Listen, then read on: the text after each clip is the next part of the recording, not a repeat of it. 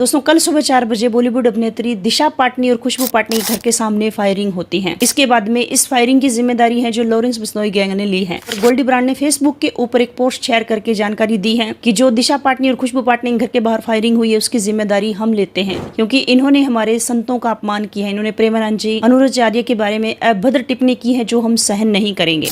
और live in में रहना क्या गलत है भैया? क्या गलत है? हमने बोला कि लिव इन में रहना गलत है, तो हमारा क्या कर रहे हैं लोग? विरोध। एक लड़के से ब्रेकअप, दूसरे से व्यवहार। इसके अलावा उन्होंने ये भी बोला है कि ये तो सिर्फ ट्रेलर था। इसके बाद में ऐसा अगर कोई दोबारा से रिपीट करता है तो उसके या उसके परिवार को जिंदा ही नहीं छोड़ा जाएगा, क्योंकि हम अपने सनातन धर्म और धर्म गुरुओं का अपमान बिल्कुल भी सहन नहीं करेंगे। तो मैं यहाँ पर गोल्डी ब्रांड से अपने वीडियो के जरिए बोलना चाहूंगी कि आपने सिर्फ सेलिब्रिटी को सुधारने का ठेका ले रखा है, आप नेताओं को कुछ क्यों नहीं कहते हैं? क्योंकि हमारे सनातन धर्म के ऊपर और धर्म ग्रंथ है उनके ऊपर नेताओं ने कई बार बहुत अभद्र टिप्पणी तक करी है। तो यहाँ पर 3 नेताओं के नाम मैं आपको बताना चाहूंगी। सबसे पहले नेता है जितेंद्र कुमार, एनसीपी महाराष्ट्र। उन्होंने कहा है सनातन धर्म ने भारत को बर्बाद किया है, ये कोई धर्म नहीं है, विकृत विचारधारा है। सनातन धर्म पर शरद पवार गुट के नेता जितेंद्र आवाड़ का विवादित बयान सामने आया। सनातन धर्म ने कहा भारत को बर्बाद कर दिया। और दूसरे नेता है उदयनिधि स्टालिन, डीएमके तमिलनाडु के नेता है। उन्होंने कहा सनातन धर्म ये कोई धर्म नहीं है बल्कि एक बीमारी है। கொசு, டெங்கு காய்ச்சல், மலேரியா,